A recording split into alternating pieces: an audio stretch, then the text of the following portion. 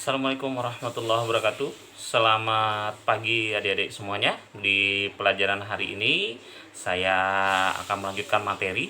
Kalau minggu-minggu yang lalu saya sudah membahas mengenai apa-apa yang kamu perlukan dan kamu pikirkan dalam menjual barang. Nah, sekarang anggap aja barang itu sudah jadi, ya, sudah dijual. Sekarang bagaimana perusahaannya? Nah, perusahaannya legal atau ilegal, oke? Sebelum saya membahas mengenai legal atau ilegal perusahaan itu, saya mau nanya dulu nih dengan kalian. Kalian nggak ada pertanyaan nggak? Tugas yang kalian kumpul itu bagaimana? Oke, saya mau cerita ya. Tugas yang kalian kumpul itu sebenarnya bisa saya bilang sudah saya koreksi ya. Cuma tidak semua, baru sekitar satu kelas.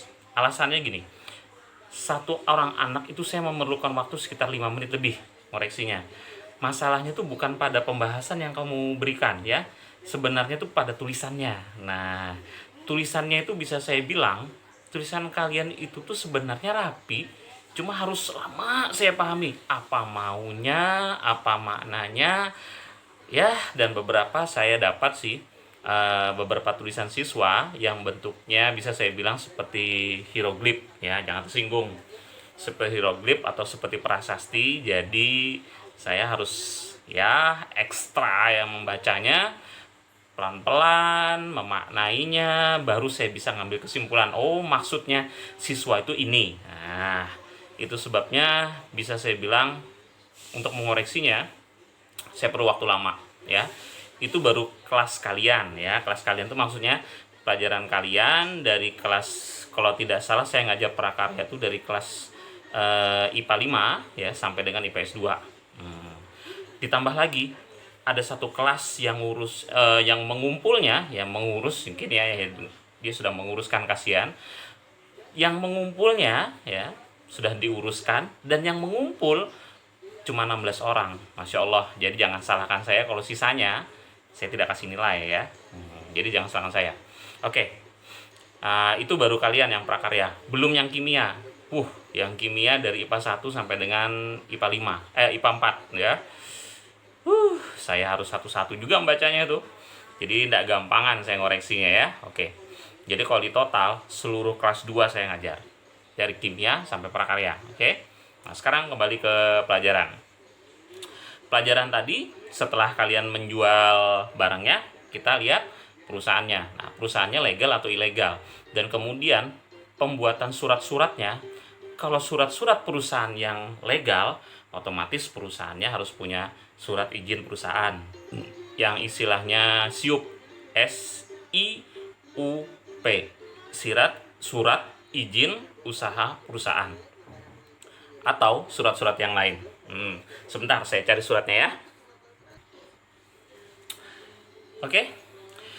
Surat-surat yang saya perlukan sudah saya dapat ya. Nanti saya lihatkan contohnya. Nah, sekarang contoh-contoh surat itu setelah saya dapat gitu ya, untuk mendirikan satu perusahaan, otomatis ada lagi surat-surat yang lain. Seperti misalnya kwitansi, seperti misalnya cek ya. Oke.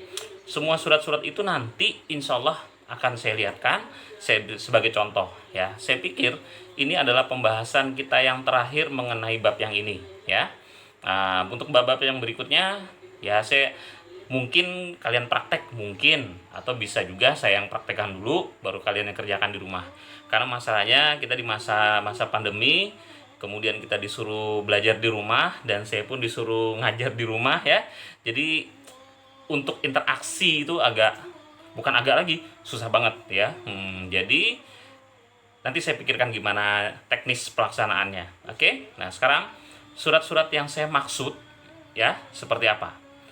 Bentuknya yang pasti yang satu ada bentuknya surat izin, kemudian ada juga yang disebut dengan rekomendasi, kemudian ada lagi yang namanya kwitansi, ada lagi yang namanya cek. Nah, untuk cek ini bisa disebut sebagai alat pengganti pembayaran. Nah, saya yakin kamu sudah belajar dari SD ya, cek itu ya. Cek itu adalah alat pengganti pembayaran. Nah, sayangnya saya dulu punya cek, tapi sekarang ceknya udah habis. Nah, kenapa udah habis? Ya karena sering saya pakai. Dulu waktu saya masih punya perusahaan yang surat itu akan saya jadikan contoh. Dan perusahaan itu atau perusahaan saya itu masih berjalan sampai sekarang.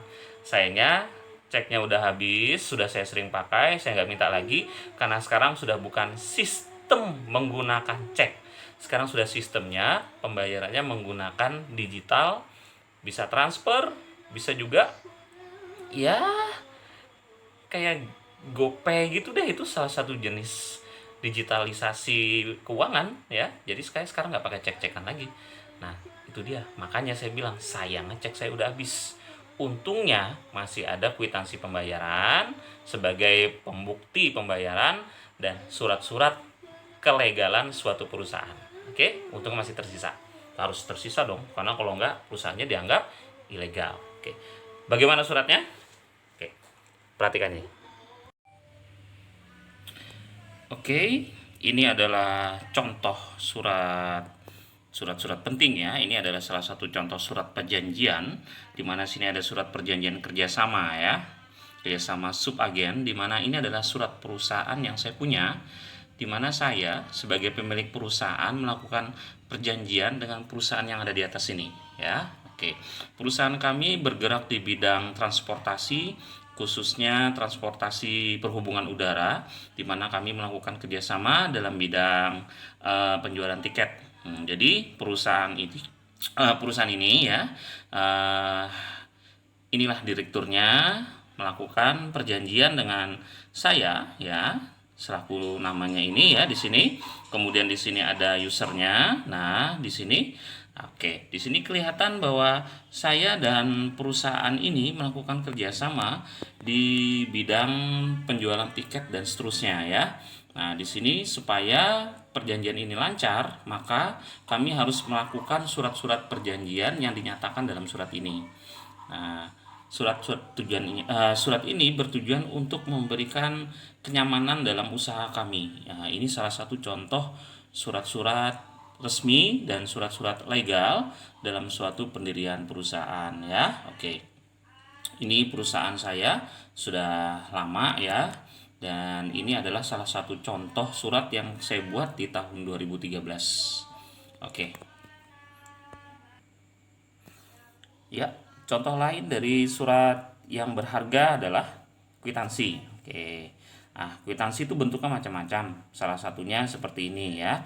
Ini adalah kwitansi di mana saya dan perusahaan yang tadi melakukan partnership atau kerjasama ya dalam suatu perjanjian, dan di sana saya memberikan dana saya ya dalam bentuk subagen paket gitu ya, sebesar 5 juta. Kemudian di sana saya memberikan deposit awal dalam usaha kerjasama partnership tadi untuk penjualan tiket sebesar 3 juta. Jadi total semua adalah 8 juta. Nah, dengan adanya kwitansi ini, maka bisa dibilang pembayaran yang saya lakukan adalah sah dan legal ya, dan tanda tangan serta ada stempel di sini. Oke. Nah, ini adalah salah satu contoh yang namanya surat-surat berharga dalam bentuk surat bukti pembayaran. Oke. Nah, kalau dulu ya, dulu ini angka 8 juta ini sangat besar dulu. Nah, kalau sekarang 8 juta itu saya tidak tahu lagi dibilang besar apa enggak, tapi yang pasti untuk ukuran sekarang 8 juta itu enggak terlalu besar dibanding zaman saya dulu. 8 juta sangat besar. Saya harus nyungsep dulu cari 8 juta ini. Oke, itu contoh surat yang berharga. So, bagaimana? Sudah merasa ngerti ya dengan contoh-contoh surat berharga? Ya, kalau sudah dan ceritanya ya, kamu sudah memiliki surat berharga itu dan kamu sudah mempunyai perusahaan, maka bisa dibilang perusahaan kamu adalah perusahaan legal ya, atau perusahaan resmi. Nah, insya Allah ini pelajaran yang terakhir untuk bab ini. Saya harap kamu mengerti dan saya harap kamu paham apa yang saya sampaikan. Oke. Oleh karena itu, jangan lupa di bagian akhir ya, di bagian akhir jangan lupa seperti biasa nama plus komen ya. Itu artinya kamu absen ya, absen, nama plus komen kelas. Oke, itu maksud saya ya. Oke. Oh ya, satu lagi saya lupa, ini juga harus punya suratnya ya. Ini harus punya suratnya ya. Oke, saya yakin kamu udah pernah lihat senjata-senjata ini ya. Ini salah satu hobi aja. Oke, terima kasih semuanya. Sampai jumpa di pelajaran berikutnya. Assalamualaikum warahmatullahi wabarakatuh. Allahumma shalli ala sayyidina Muhammad.